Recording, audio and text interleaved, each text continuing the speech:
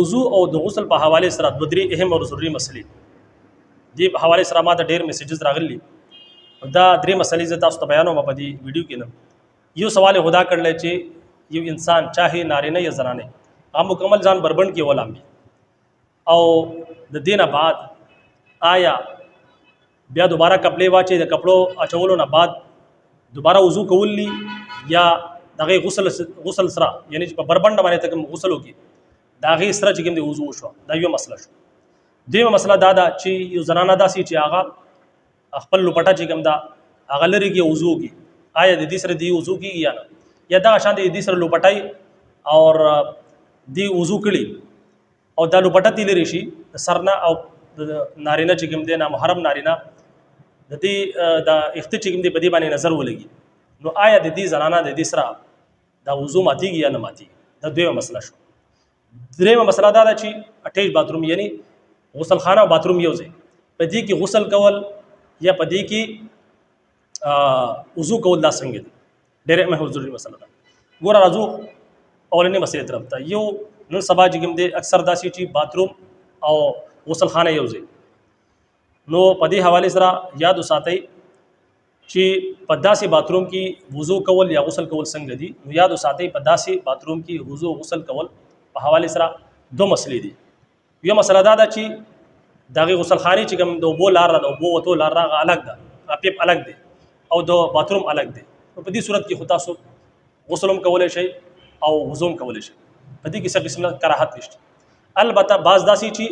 خالق کموټ چې کوم دی چې کوم لکه بولو بار کیږي امتیازي کی نو هغه یو لارې د اوبو وتلو غسل خانه دغه یو لارې د اوبو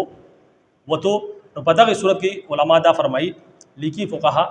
چې دا عمل مکروه دی کوشش دا وکړه چې د باتروم الګ لارې د اوبو وته او دغه شانتي د غسل خانه الګ لارې د اوبو د وته لپاره کچره داسې عمل تاسو کې یو لارې نو دا عمل چې کوم دی دا مکروه دی مکروه تنزیهی دی اگر چې حرام نه دی لیکن مکروه تنزیهی ضرور دی ځکه چې د انسان کله چې انسان وضو کې د وضو چې کوم وبدي دام د خپل یو حرمت ته دغه شانتي دی غسل چې کوم وبدي دام د دې حرمت ته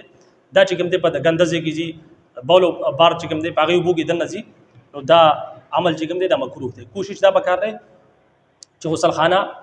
داغه لار چې کوم دی غسل خانه باتروم اگر چې یو ځای لیکن د وبو د وتو چې کوم لاري هغه الګ پکار دی یو مسله خدا شو دوه مسله دا چې یو زنانه دوپټه لري کی او وضو کی آیا دی وضو کې دی شي یا نشي کېده نو چې دوپټه لري کی وضو کې د سره وضو کیږي بالکل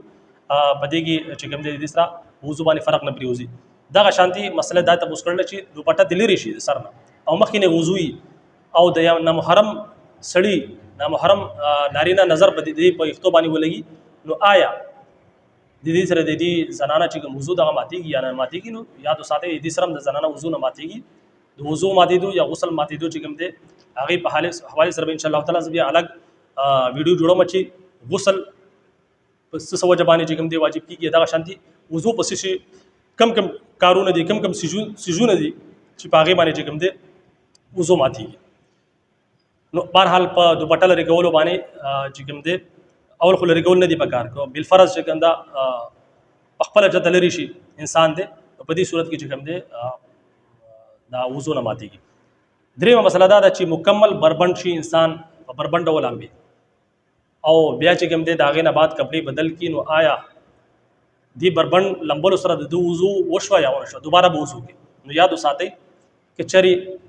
د وضو کې چې کوم فرایض دغه مکمل کی یعنی په خله کې وبواچی کلیو کې په پوزه کې وبواچی او په پوره جسم باندې دا څه وبواچی چې د پوره جسم بالکل لون شي او د یو اختم راځي به کې خوش پاتې نشي وچ پاتې نشي نو د چې کوم دی د دې غسل سره د وضو مشي او دغه خبره ده چې مکمل انسان بربند ولامبینو احتیاط دا وکړي چې خپل چې کوم ستر رغه پټ کې بیا ولامبي افضل دغه ده لیکن که خپل ستر نه پټ کړي نو په دغه صورت کې د لمبل شي مکمل زار بربندول شي مکمل بربندیدو باندې لمبل شي خو افضل دغه ده چې خپل ستر پټ کړي دغه خبره ده چې دغه شان دي بربند ولامبي بیا د کپڑے واچي نو آیا دې به دوباره وضو کوي یا نه بلکې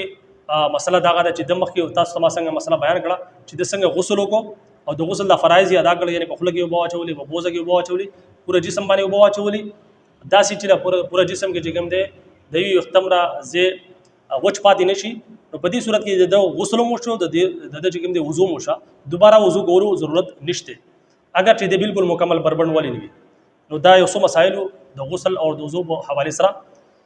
نو امید کوم چې دا مسایل به تاسو سمجھ کې راغلي. اجازه راکړئ. السلام علیکم ورحمۃ اللہ وبرکاتہ.